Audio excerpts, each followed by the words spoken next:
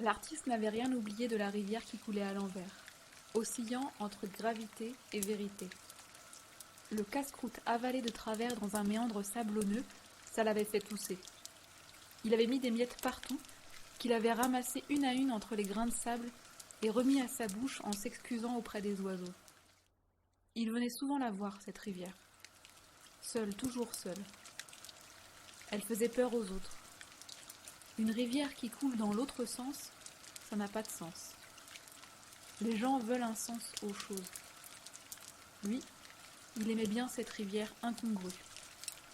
Il fallait en avoir du culot pour aller à contre-courant. Ce jour-là, après avoir déçu les oiseaux, il a remonté le cours d'eau. Sans raison mais curieux, regrettant presque que les broussailles le bordant n'offrent pas leurs racines au ciel et leurs branches à la terre. Non, seule la rivière défiait l'ordre des choses. Il avait pris avec lui ses couleurs d'aquarelle et son pinceau. Pour accompagner l'eau vers l'amont, il allait la peindre dans le paysage. Le pinceau trempé dans le courant, l'artiste envoyait des flaques chromatiques au vent, comme une flûte qui répondrait à la brise. Lui composait le paysage avec l'eau de la rivière. La source sera son grand chef-d'œuvre.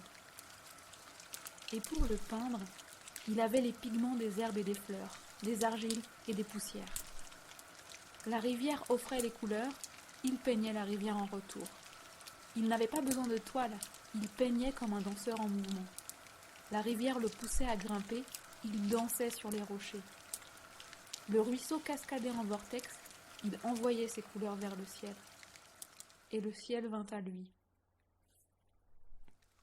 Un nuage blanc, qui ne demandait qu'un peu de pigment, avalait le cours d'eau goulûment. L'artiste farda le nuage d'un peu d'amarante et s'engloutit en dedans avec le ruisseau. C'était beaucoup pour un seul nuage. La bouchée ne manquait pas de piment et le nuage toussa de mécontentement. Il recracha l'artiste et son assaisonnement. Les couleurs prirent la poudre d'escampette et le chef-d'œuvre prit vie. La prochaine fois, il laissera ses miettes aux oiseaux du tableau.